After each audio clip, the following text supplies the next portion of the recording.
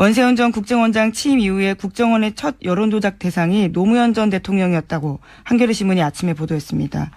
원 전 원장 지시사항과 이행자료라는 내부 문건에 따른 보도인데요. 원 전 원장은 2009년 3월 3일에 노무현 전 대통령 홈페이지 사람 사는 세상에 올라온 글에 대해서 대응을 지시했다고 합니다. 당시에 노무현 전 대통령은 국가보안법에 대해서 비판하는 글을 올렸는데요. 이에 대해서 원 전 원장은 이 글을 겨냥해서 반박 심리전을 주문했다라고 합니다.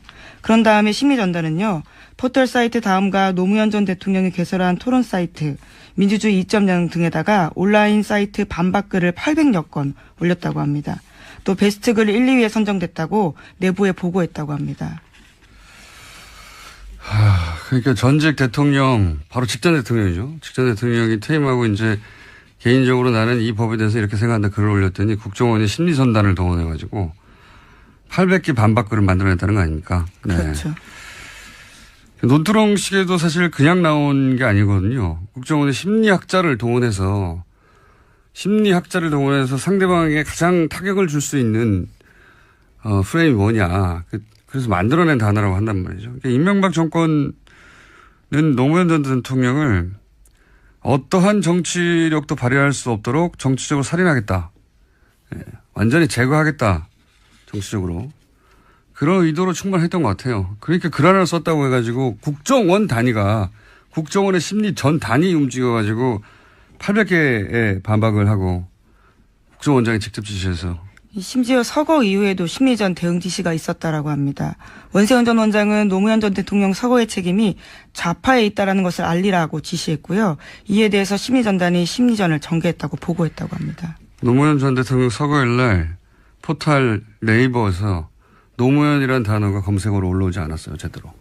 말이 됩니까? 예. 국정원이 제가 계속 몇 주째 하는 얘기지만 국정원이 사기업에 불과한 다른 공공기관이나 뭐 어떤 일이 생기면 대학 총장 400명을 동원하기도 하는 국정원이 사기업에 포털이라는 게 무슨 공공기관의 공공 홈페이지 같은 느낌이잖아요. 우리가 워낙 많이 쓰니까. 사기업의 개인 홈페이지, 사설 홈페이지거든요. 많이 쓸 뿐이지. 거기에 대해서 영향력을 미치거나 어떻게든 개입하고 싶은 욕구를 아주 강하게 느꼈겠죠. 예. 그랬을 거라 싶은 사안들은 꽤 있습니다. 네. 거기다 한번 꼭 들여다봐야 되는 사안이고, 여하간. 관련 뉴스가 또 있습니까? 네, 반면에 이명박 전 대통령 대해서는요, 지지를 끌어올리기에 국정원이 힘썼다라는 건데요. 2009년 11월 달에 국민과의 대화를 이명박 당시 대통령이 진행했습니다. 이때 앞뒤로 국정원이 동원돼서 대통령을 옹호하는 글들을 쭉 올렸다라고 합니다. 그렇군요. 4대강, 그러니까 정부 사업을 반대하는 사람들을 특정해가지고 심리전단을 또 투입한 거 아닙니까? 네, 그 직전엔 그런 일들을 했고요. 또 그 이후에는 대통령과의 대화가 좋았다라는 취지의 글들을 올렸다라는 겁니다. 이명박 대통령 국민과의 대화는 심리전단을 투입해서 긍정적인 여론을 만들어 보려고 여론조작을 시도한 것이고, 댓글이나 이런 걸 통해서. 그 다음에 4대강에 반대하는 사람은 이름을 특정해서 심리전을 하라고 지시했다는 거잖아요. 네. 그렇죠. 정부 사업에 반대하는 개인을 특정해가지고 심리전단을 투입하는 거죠. 전직 대통령한테도 뭐 투입하는데, 그러니까 국정원을 동네 양아치로 활용한 거예요, 이게. 마음에 안 드는 사람이 있으면 사람을 보내가지고 멱살 잡는 거 아닙니까? 사회적 멱살을 잡아가지고 때로 덤벼가지고 두들겨 패버리는 거죠. 다시는 그런 생각 못하게. 예. 박근혜 전 대통령 시절에 그런 거 안 했냐? 이런 일을. 더 했으면 덜 했다고 보지 않습니다, 저는. 그런 일들이 국정원 통내에 있었다. 전직 대통령이나 혹은 민간의 전문가들이 정부 정책에 반대하거나 비판하면 국정원이 투입됐다. 예, 때로. 네, 관련된 수사가 진행되고 있는데요. 나올수록 더더욱 경악할 만한 내용들이 많습니다. 국정원이라고 하는 굉장히 고급 집단, 정부 집단을 동네 깡패처럼 활용한 거예요. 동네 깡패지 뭡니까 이게. 이명박 정권 시절 국정원이 정치와 선거에 개입하기 위해 민간인 3,500명을 동원해 인터넷과 SNS 여론을 조작한 사실이 밝혀졌습니다. 무려 30개 팀, 팀1은 3,500명이나 됩니다. 국정원은 이들 민간인 댓글팀 인건비로만 매월 3억 원을 지출했습니다. 예. 네, 국가정보원개혁발전위원회가 지난 3일 발표한 내용인데요. 그렇죠. 네, 국정원의 부끄러운 과거를 드러냈습니다. 과거 국정원이 인터넷 게시판의 댓글 또 기사의 댓글들을 통해서 또 아니면 트위터 같은 SNS를 통해서 조직적인 여론 공작을 벌였다는 의혹이 끊이지 않았는데 예. 정권 교체가 되자 비로소 이런 의혹이 사실로 드러난 겁니다. 그러니까 국정원이 직접 관여했다. 이건 이제 팩트가 된 거예요. 네, 관여보다 오히려 처음부터 기획했다고 보는 편이 맞겠는데요. 국정원은 원세훈 전 원장이 취임한 2009년 5월부터 대선이 있던 2012년 12월까지 민간인으로 구성된 사이버 외곽팀을 운영했습니다. 예. 국정원 직원 담당관이라고 하는데 이들이 외부에서 보수적 성향의 인물 등을 골라서 팀장으로 삼고요. 민간인들을. 그렇습니다. 그 팀장이 몇몇의 팀원들과 함께 공작을 벌였다는 거죠. 외곽팀. 네. 민간인들이다. 그 수는 이 정도 된다라고까지는 파악이 됐는데 과연 그 사람들은 어떤 사람인지는 설명이 안 됐어요. 그렇습니다. 오늘 훅뉴스 주제가 바로 그건데요. 어허. 국정원 댓글러. 그들이 누구인지를 취재해 봤습니다. 국정원의 민간인 댓글러. 그들은 누구인가? 네.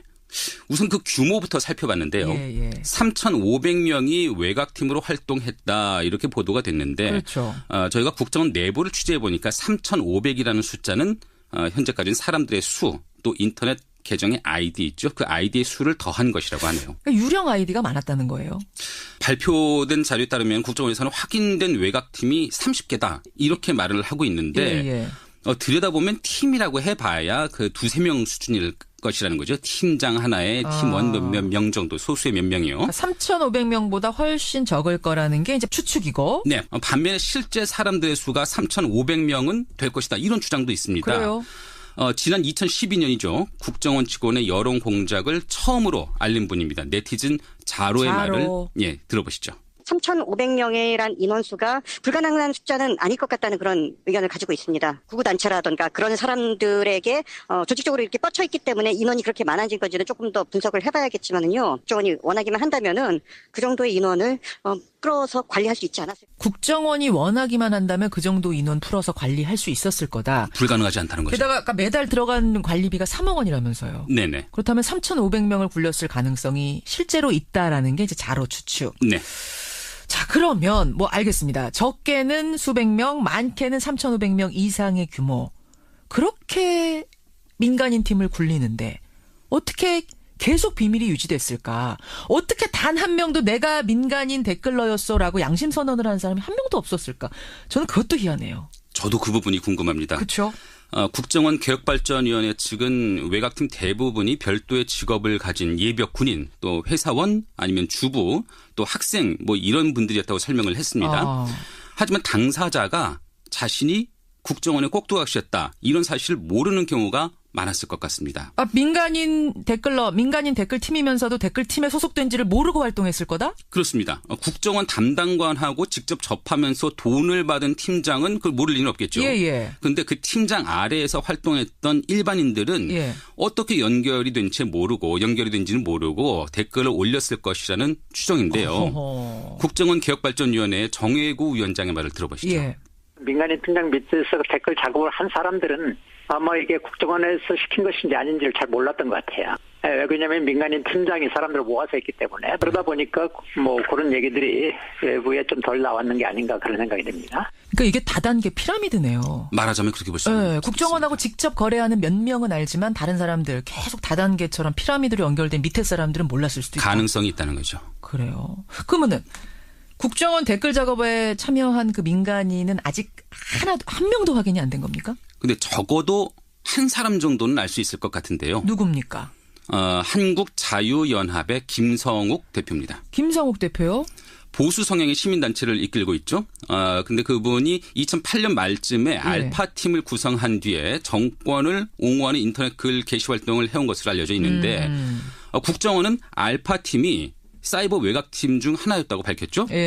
저희가 김성욱 대표와 직접 만나보고 전화도 해봤는데 본인이 알파팀을 운영했다는 사실 그 자체를 부인하지는 않습니다. 그런데 국정원과의 관계에 대해서는 여전히 선을 긋고 있더라고요. 그러니까 조금 전에 말한 그 팀장급이 바로 이 사람이 되는 거군요. 그렇게 추정해 볼 수가 있는 거죠. 근데 막상 전화해 보니까 또 다른 얘기를 해요? 한번 들어보실까요?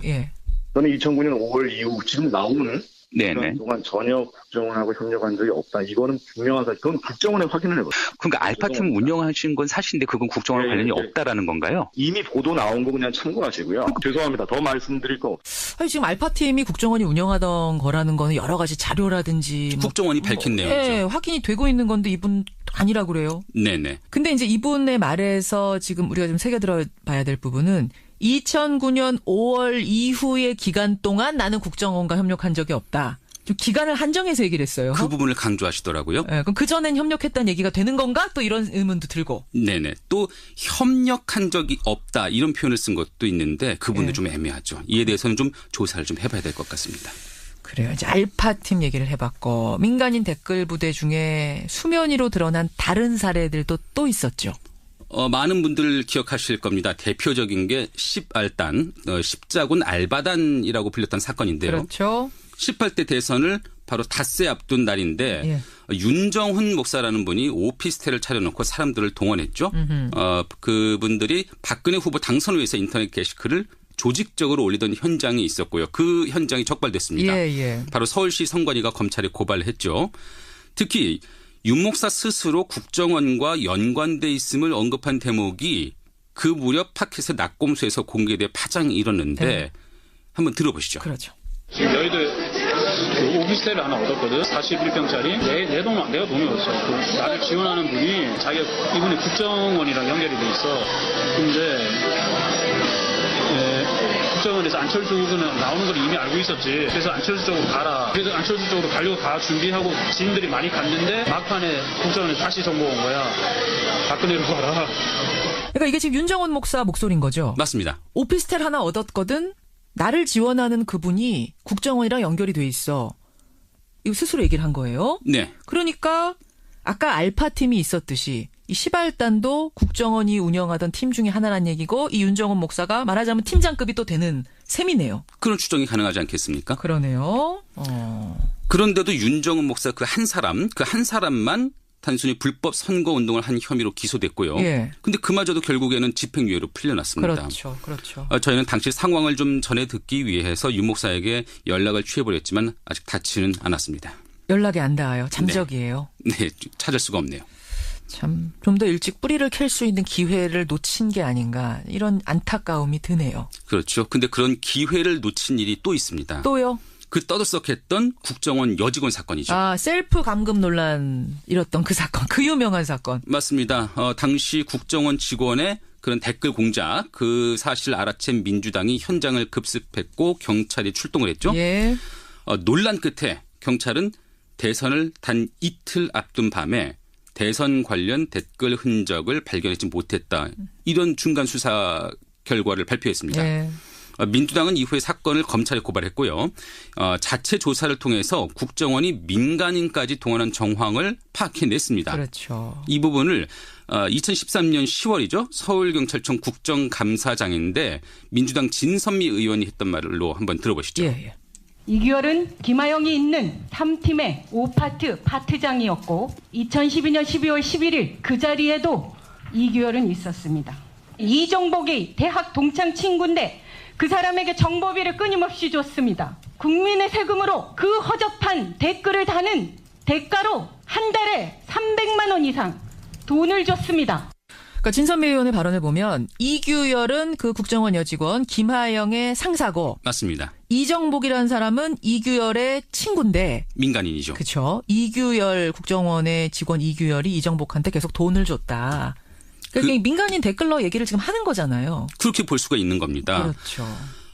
하지만 당시 셀프 감금, 스스로를 감금했다는 그 여직원은 물론 소속 부서장인 국정원 심리전단장 또 3차장 모두 기소조차 되지 않았습니다. 그렇죠. 그러니까 진실은 묻혀질 수밖에 없었죠. 딱 한 사람 원세훈 전 국정원장만 기소가 된 거잖아요. 원세훈 전 국정원장만 기소가 되긴 했는데 1심에서는 국정원법 위반만 유죄가 인정됐고요. 선거법 위반은 무죄가 나왔다가 2심에서는 비로소 모두 유죄가 인정됐습니다. 근데 대법원에서는 또 일부 증거 능력을 문제 삼아서 파기환송을 한 상태죠. 그렇습니다. 그 선고가 오는 30일에 예정이 돼 있긴 합니다.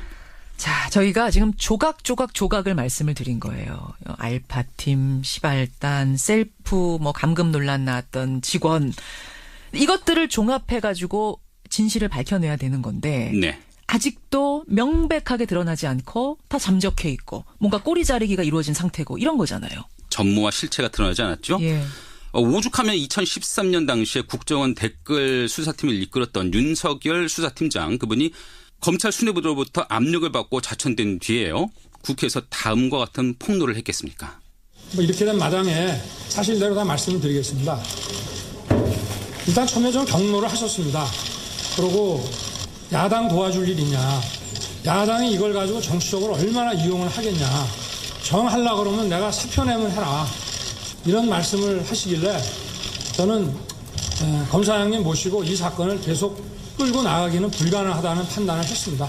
이게 지금 2013년에 윤석열 당시 팀장, 수사팀장이 한 얘기죠. 네, 그렇습니다. 2013년이면 박근혜 정부 때입니다. 네. 예. 하지 말라. 이거 수사 그만하라는 외압이 있었다고 분명히 말하고 나서 좌천이 됐던 사람이 네. 지금 서울중앙지검장이 된 거잖아요. 네. 이제는 좀 희망을 가져봐도 되는 겁니까? 또 어제 검찰 인사에서는 함께 수사를 했던 국정원 댓글 수사팀 검사들 역시 그 서울중앙지검으로 합류를 했더라고요. 예, 예. 그래서 이 점에서 볼 때 당시 수사팀하고 또 국정원의 적폐 세력 간에 2라운드가 시작될 것 아니냐 이런 전망이 나오기도 했는데 예. 좀 많이 늦긴 했죠. 늦긴 했죠. 아직 전체를 밝혀내지 못하고 전체 퍼즐을 맞추지 못한 그 퍼즐을 맞출 때가 됐네요. 그렇습니다. 또 남은 숙제도 있는데요. 또 국정원과 함께 군 사이버 사령부에서 있었던 여론 조작의 진실도 드러내야 하고요. 군대도. 맞습니다. 예, 또 예.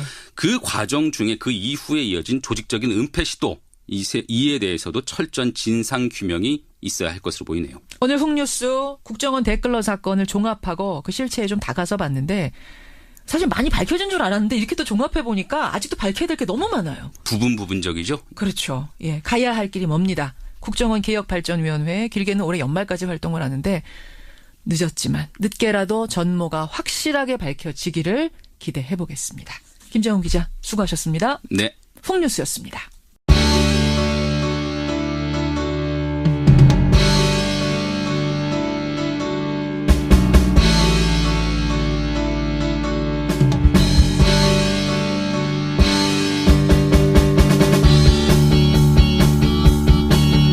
됐는데 과연 그 사람들이 어떤 사람인지는 설명이 안 됐어요. 그렇습니다. 오늘 훅뉴스 주제가 바로 그건데요. 국정원 댓글러 그들이 누구인지를 취재해 봤습니다. 국정원의 민간인 댓글러 그들은 누구인가? 네. 우선 그 규모부터 살펴봤는데요. 예. 3,500명이 외곽팀으로 활동했다 이렇게 보도가 됐는데 그렇죠.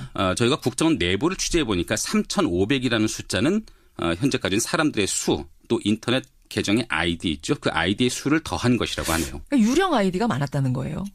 발표된 자료에 따르면 국정원에서는 확인된 외곽팀이 30개다 이렇게 말을 하고 있는데 들여다보면 팀이라고 해봐야 그 2-3명 수준일 것이라는 거죠. 팀장 하나에 팀원 몇 명 정도 소수의 몇 명이요. 3,500명보다 훨씬 적을 거라는 게 이제 추측이고. 네. 반면에 실제 사람들의 수가 3,500명은 될 것이다. 이런 주장도 있습니다. 그래요. 지난 2012년이죠. 국정원 직원의 여론 공작을 처음으로 알린 분입니다. 네티즌 자로의 말을 들어보시죠.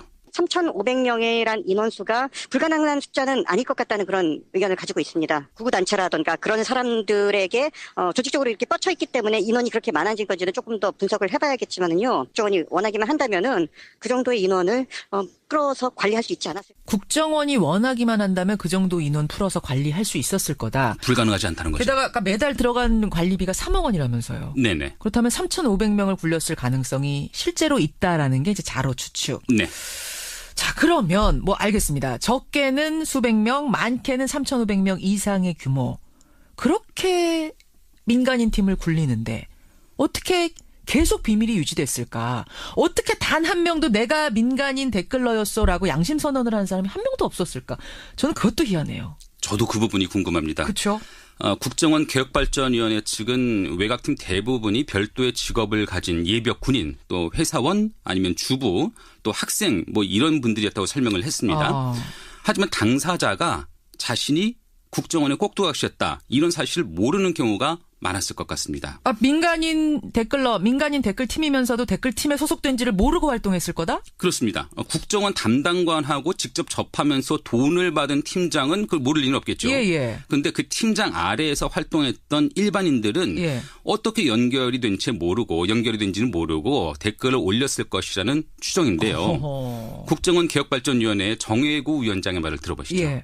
민간인 팀장 밑에서 댓글 작업을 한 사람들은 아마 이게 국정원에서 시킨 것인지 아닌지를 잘 몰랐던 것 같아요.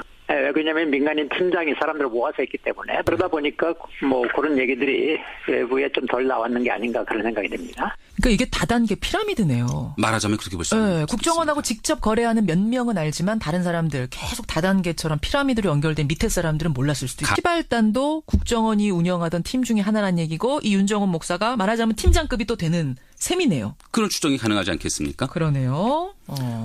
그런데도 윤정원 목사 그 한 사람만 단순히 불법 선거 운동을 한 혐의로 기소됐고요. 근데 그마저도 결국에는 집행유예로 풀려났습니다.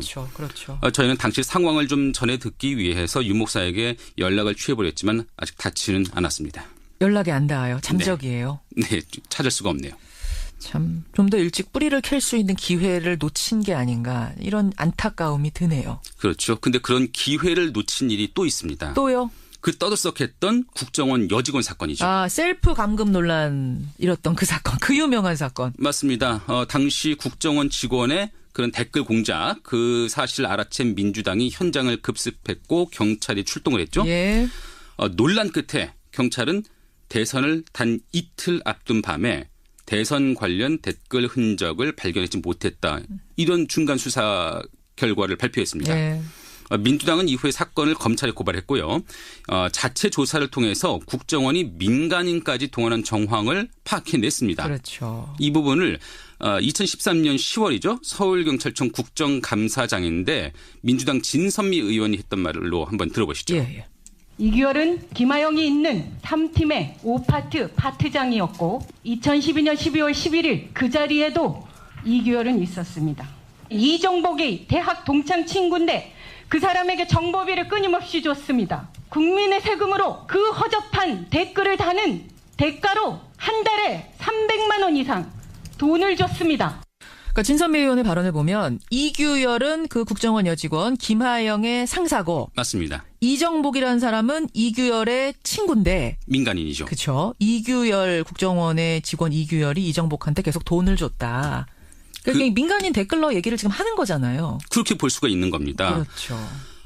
하지만 당시 셀프 감금, 스스로를 감금했다는 그 여직원은 물론 소속 부서장인 국정원 심리전단장 또 3차장 모두 기소조차 되지 않았습니다. 그렇죠. 그러니까 진실은 묻혀질 수밖에 없었죠. 딱 한 사람 원세훈 전 국정원장만 기소가 된 거잖아요. 원세훈 전 국정원장만 기소가 되긴 했는데 1심에서는 국정원법 위반만 유죄가 인정됐고요. 선거법 위반은 무죄가 나왔다가 2심에서는 비로소 모두 유죄가 인정됐습니다. 근데 대법원에서는 또 일부 증거 능력을 문제 삼아서 파기환송을 한 상태죠. 그렇습니다. 그 선고가 오는 30일에 예정이 돼 있긴 합니다. 자, 저희가 지금 조각을 말씀을 드린 거예요. 알파팀, 시발단, 셀프, 감금 논란 나왔던 직원. 이것들을 종합해가지고 진실을 밝혀내야 되는 건데. 아직도 명백하게 드러나지 않고 다 잠적해 있고. 뭔가 가능성이 있다는 거죠. 그래요. 그러면은 국정원 댓글 작업에 참여한 그 민간인은 아직 한 명도 확인이 안 된 겁니까? 근데 적어도 한 사람 정도는 알 수 있을 것 같은데요. 누굽니까? 한국자유연합의 김성욱 대표입니다. 김성욱 대표요? 보수 성향의 시민단체를 이끌고 있죠. 근데 그분이 2008년 말쯤에 알파팀을 구성한 뒤에 정권을 옹호하는 인터넷 글 게시 활동을 해온 것으로 알려져 있는데 국정원은 알파팀이 사이버 외곽팀 중 하나였다고 밝혔죠. 저희가 김성욱 대표와 직접 만나보고 전화도 해봤는데 본인이 알파팀을 운영했다는 사실 그 자체를 부인하지는 않습니다. 그런데 국정원과의 관계에 대해서는 여전히 선을 긋고 있더라고요. 그러니까 조금 전에 말한 그 팀장급이 바로 이 사람이 되는 거군요. 그렇게 추정해 볼 수가 있는 거죠. 근데 막상 전화해 보니까 또 다른 얘기를 해요? 한번 들어보실까요? 저는 2009년 5월 이후 지금 나오는 네네. 그동안 전혀 국정원하고 협력한 적이 없다. 이거는 분명한 사실. 그건 국정원에 확인을 해보세요. 그러니까 알파팀 운영하신 건 사실인데 그건 국정원 관련이 없다라는 건가요? 이미 보도 나온 거 그냥 참고하시고요. 죄송합니다. 더 말씀드릴 거.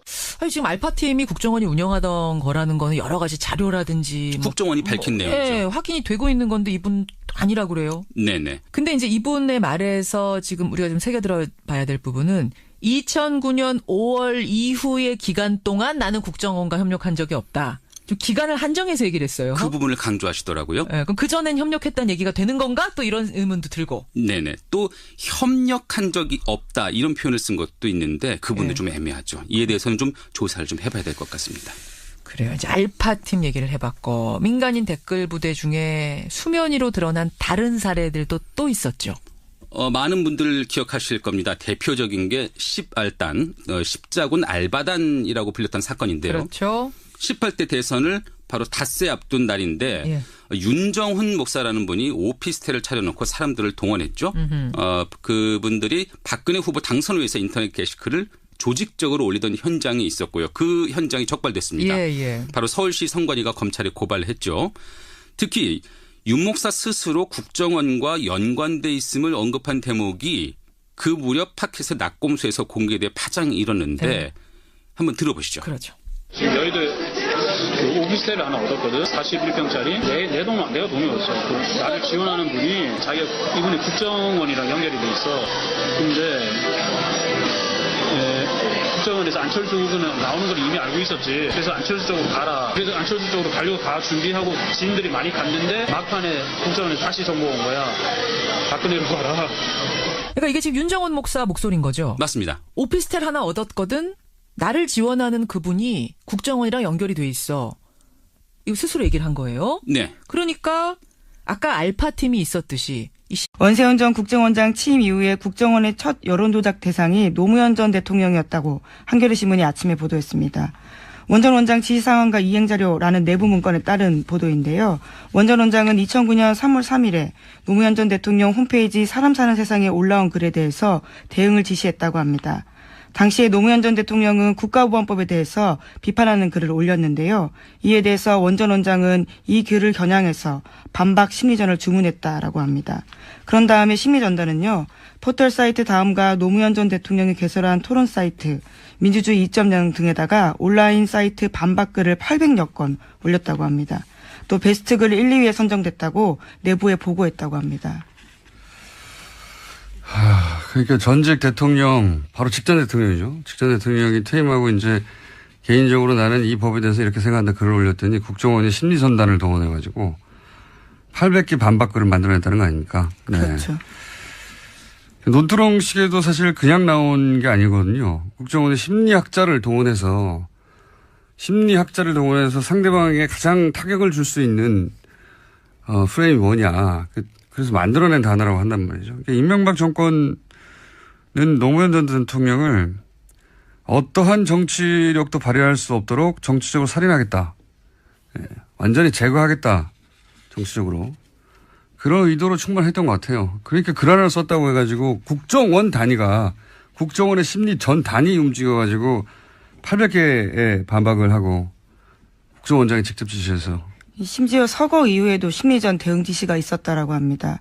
원세훈 전 원장은 노무현 전 대통령 서거의 책임이 좌파에 있다라는 것을 알리라고 지시했고요. 이에 대해서 심리전단이 심리전을 전개했다고 보고했다고 합니다. 노무현 전 대통령 서거일 날 포털 네이버에서 노무현이라는 단어가 검색어로 올라오지 않았어요. 제대로. 말이 됩니까? 예. 국정원이 제가 계속 몇 주째 하는 얘기지만 국정원이 사기업에 불과한 다른 공공기관이나 뭐 어떤 일이 생기면 대학 총장 400명을 동원하기도 하는 국정원이 사기업에 포털이라는 게 무슨 공공기관의 공공 홈페이지 같은 느낌이잖아요. 우리가 워낙 많이 쓰니까. 사기업의 개인 홈페이지, 사설 홈페이지거든요. 많이 쓸 뿐이지. 거기에 대해서 영향력을 미치거나 어떻게든 개입하고 싶은 욕구를 아주 강하게 느꼈겠죠. 예. 그랬을 거라 싶은 사안들은 꽤 있습니다. 네. 거기도 한번 꼭 들여다봐야 되는 사안이고, 여하간. 관련 뉴스가 또 있습니까? 네, 반면에 이명박 전 대통령 대해서는요, 지지를 끌어올리기 국정원이 힘썼다라는 건데요. 2009년 11월 달에 국민과의 대화를 이명박 당시 대통령이 진행했습니다. 이때 앞뒤로 국정원이 동원돼서 대통령을 옹호하는 글들을 쭉 올렸다라고 합니다. 그렇군요. 4대강, 그러니까 정부 사업을 반대하는 사람들을 특정해가지고 심지전자를 또 투입한 거 아닙니까? 네, 그 직전엔 그런 일들을 했고요. 또 그 이후에는 대통령과의 대화가 좋았다라는 취지의 글들을 올렸다라는 겁니다. 이명박 대통령 국민과의 대화는 심리전단을 투입해서 긍정적인 여론을 만들어 보려고 여론 조작을 시도한 것이고, 댓글이나 이런 걸 통해서. 그 다음에 4대강에 반대하는 사람은 이름을 특정해서 심리전을 하라고 지시했다는 거잖아요. 네. 그렇죠. 정부 사업에 반대하는 개인을 특정해가지고 심리전단을 투입하는 거죠. 전직 대통령한테도 뭐 투입하는데, 그러니까 국정원을 동네 양아치로 활용한 거예요, 이게. 마음에 안 드는 사람이 있으면 사람을 보내가지고 멱살 잡는 거 아닙니까? 사회적 멱살을 잡아가지고 때로 덤벼가지고 두들겨 패버리는 거죠. 다시는 그런 생각 못하게. 예. 박근혜 전 대통령 시절에 그런 거 안 했냐? 이런 일을. 더 했으면 더 했지, 덜 했다고 보지는 않습니다, 저는. 그런 일들이 국정원 통내에 있었다. 전직 대통령이나 혹은 민간의 전문가들이 정부 정책에 반대하거나 비판하면 국정원이 투입됐다. 예, 때로. 근데 관련된 수사가 진행되고 있는데요. 나올수록 더더욱 경악할 만한 내용들이 많습니다. 국정원이라고 하는 굉장히 고급 집단, 정부 집단을 동네 깡패처럼 활용한 거예요. 동네 깡패지 뭡니까 이게.